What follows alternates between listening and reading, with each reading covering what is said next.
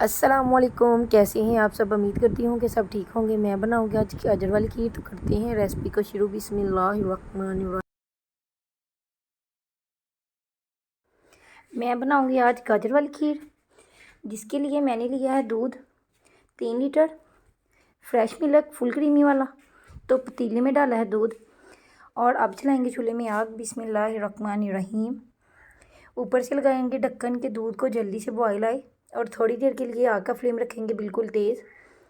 और माशाल्लाह से दूध को अच्छे से बॉयल आ चुका है। अब इसमें शामिल करेंगे चावल। चावलों को मैंने आधे घंटे के लिए भिगो दिया था। मैंने चावल लिए हैं अच्छे वाले बासमती के। चावल डालने से पहले चावलों को हथेली की मदद से बारीक करेंगे ताकि वह दानेदार से हो जाएं। मैंने चावल लिए थे आधा कप। अब इन्हें करते हैं शामिल दूध में और इन्हें डालने के बाद अच्छे से मिक्स करेंगे और आग का फ्लेम करेंगे नॉर्मल सा। इसी के साथ शामिल करेंगे 4 अदद छोटी इलायची।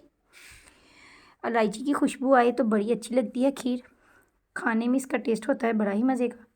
और अच्छे से हिलाएंगे और नॉर्मल फ्लेम पर पकाएंगे तकरीबन 1.5 घंटे के लिए। खीर को पकाते हुए 45 मिनट हो चुके हैं। मैंने आग का फ्लेम रखा था बिल्कुल नॉर्मल सा। मैं बना रही हूँ लकड़ियों पर, तो मैं तो बैठी हुई हूँ चूल्हे के पास, क्योंकि आग कभी बुझ जाती है तो कभी जलती है। और इसी के साथ शामिल करेंगे गाजरें। गाजरें मैंने ली थी 1 पाव, जिन्हें अच्छे से धोकर किया है कद्दूकश।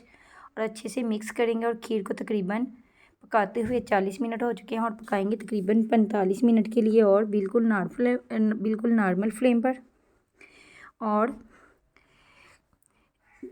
चम्मच हिलाते रहेंगे क्योंकि खीर नीचे चिपक ना जाए। अगर खीर नीचे चिपक जाए देगची के साथ तो खाने में बिल्कुल भी अच्छी नहीं लगती, टेस्ट हो जाता है बिल्कुल चेंज। आप सब कहेंगे कि मैंने खीर में खोया क्यों नहीं डाला। मैंने लिया था दूध फ्रेश, और गाँव में रहने के यही तो फ़ायदे होते हैं कि दूध मिलता है बिल्कुल खालिस। दूध ही क्या बल्कि हर चीज़ ही खालिस मिलती है। इसी के साथ शामिल करेंगे चीनी। चीनी हस्ब ज़रूरत, आप अपने टेस्ट के मुताबिक कम या ज़्यादा भी कर सकते हैं। माशाल्लाह बड़ी अच्छी लुक आ रही है खीर की अभी से।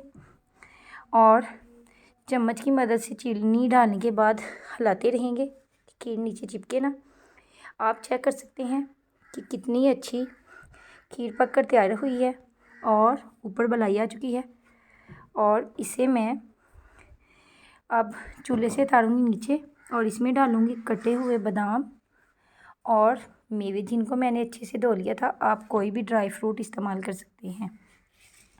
और माशाल्लाह बहुत अच्छी खीर पक कर तैयार हुई है। अगर आप लोगों को मेरी ये रेसिपी पसंद आए तो इस स्टेज पर मेरे चैनल को सब्सक्राइब करें, लाइक करें, शेयर करें। अब मैं डालूँगी कटे हुए बादाम और इसे करती हूँ डिश आउट। मैं निकालूँगी एक डोंगे में और इसे मज़ीद ठंडा करने के लिए रखेंगे फ्रिज में। खीर जितनी ठंडी हो तो उसका टेस्ट बहुत ही अच्छा आता है माशाल्लाह।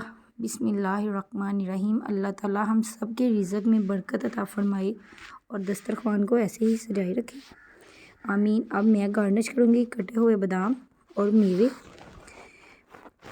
अगर इस स्टेज पर आप सबको मेरी ये रेसिपी पसंद आई तो मेरे चैनल को सब्सक्राइब करें, लाइक करें, शेयर करें। आने वाली वीडियो तक के लिए दीजिए इजाज़त और अपनी दुआ में हमेशा रखिएगा याद। तब तक के लिए अल्लाह हाफिज़।